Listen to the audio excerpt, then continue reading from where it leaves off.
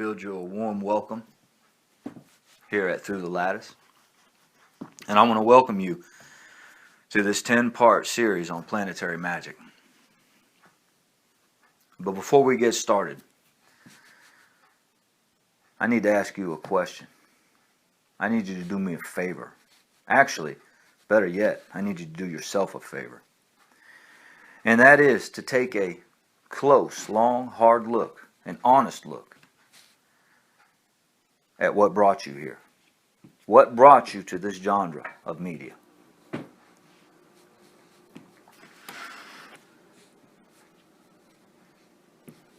If it so happens that after you've looked inside yourself and found that you think that learning planetary magic or any form of magic is a means for you to exploit others, then I'm going to do you a favor and show you the door. This is not for you. And you may ask, what do you mean do me a favor? Trust me. If you're here with any intent other than self-knowledge and self-realization, then you're going to be in for a world of hurt if you go down this path. So that's the first thing I want you to understand. That magic, true magic, is not to be taken lightly. What is magic? You must be asking that.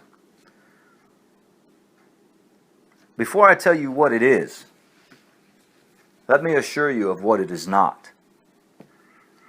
Magic is not pulling rabbits out of hats. Magic is not performing card tricks for your friends.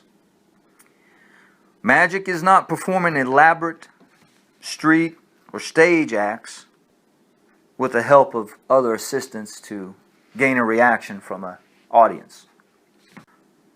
Those things are not magic. Those things are merely illusions. True magic, my friends, is not illusory. True magic culminates into a manifested result. That's why it's so important for your intentions to be proper and pure.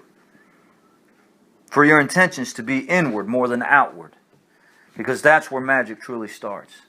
It's an inward process first. With that being said, let me tell you this. We are all already magicians. Or were at one time. Let me explain that to you, because I know that can probably be a little bit confusing, so allow me to explain. Before I explain, let me say this. You were performing magic, my friends, before you could even speak. Some of you may know where I'm going with that. Others may need a little bit more clarification. So I'll continue. I'll continue and we'll look at Crowley's definition of magic, which is, it is one of the best definitions that you'll find of magic. In short form, magic is the science and art of causing change to occur in conformity to will. Magic is the science or art of causing change to occur in conformity with will. I'll say it one more time. Magic is the science or art of causing change to occur in conformity with will. Now, let me explain to you how you were performing magic before you could speak. You were performing magic before you could walk. Let me run it down to you like this. As a babe, you cried. You screamed. And you did this, for the sake of this introduction, you did this for one of three reasons. You either wanted fed, you needed changed, or you just wanted to be held. So you set about crying. The science behind that is the science of cause and effect. The art behind that was the art of your vocal pronunciation, or lack of a better term, of saying, hey, I'm unhappy right now, so let's get to it. Fix me, Mom. Fix me, Dad. So we see here that, as I said before, you were performing magic on your parents before you could speak, before you could even walk. Because what you did was you sent out a vibratory frequency, a cry, because you wanted something to change. You were tired of sitting in your soiled diaper, or your stomach was upset because you were hungry, or you were lonely and wanted someone to hold you. And so you set about this science and art of crying to produce a reaction out of your parents. And they came, swooped you up, held you, they put a bottle in your mouth, they changed your diaper. And it was your will that that happened, or else you wouldn't have been crying. So let me reiterate. Magic is the science and art of causing change to occur in conformity with will. Now we'll call that baby magic. We'll call that baby magic for right now. But that's what it was it not? Did you not cause your parents to stop and put down what they were doing to come and tend to you and your needs, your will, to satisfy your will? Is that not what happened? And then we grow older, and those little tricks don't work anymore.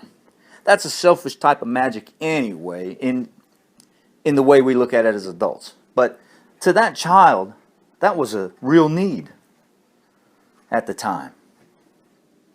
So we see what magic is, not, and what it is. But then we went away,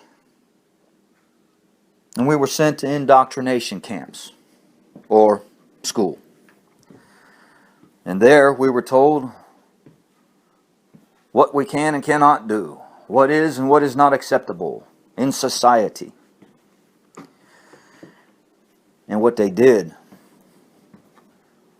was they took our magic away from us. They taught us how to be sensible, logical, rational. And then they showed us a world where I can be so dependable, so intellectual, cynical.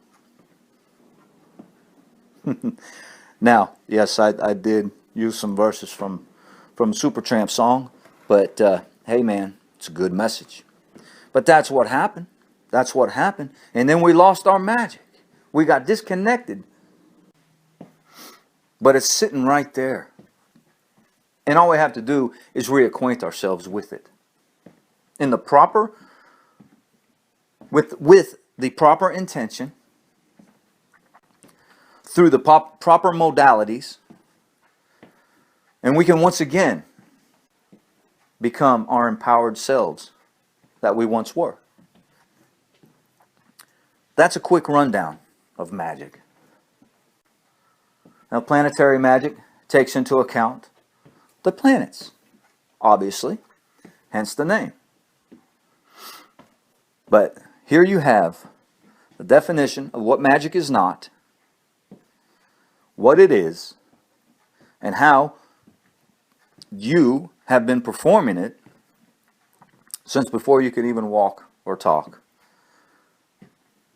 in its truest form, if it's in its truest essence. And I'll leave you with that for now and invite you to look me up at my website, throughthelattice.com, all one word, through my Facebook page at well, I'll tell you what, if you get to the website, there's links to my Facebook page, my YouTube channel, and my Twitter, and my Google, and my blog, and all that right there on the website. But I would also encourage you, I'm doing some changes to my website right now, as I'm also putting all this together. So I'd encourage you to give me some time, be patient. Right now it's a one-man show, so I just need a little time and patience. And I got some things on the website that I'm going to put up there that are going to help you, help me help you. And you may ask, why am I willing to offer all this for free? Why am I willing to put all this effort and time into this for free? And here's the answer. Because there is an offer that you can capitalize on now. But I would rather you wait until we go through the lessons. You could capitalize on it now, and it would greatly increase the value of the happiness of your life. Okay? And just as misery loves company, so does happiness and contentment and joy and fulfillment. Okay, but we never hear about that. All we hear about is misery loves company. Yeah, that's true. But so does happiness, and so does joy, and so does fulfillment. Those things love company as well. And who am I to hold it back from you when it's in my power to extend it to you? And if I was the type that would hold it back, wouldn't that make me a most miserable individual? Wouldn't that make me kind of a low-down scoundrel? To see somebody out there struggling in the tides of life and have a life preserver right in my hand, and I'm standing on the ship, and I don't toss that life preserver out to him.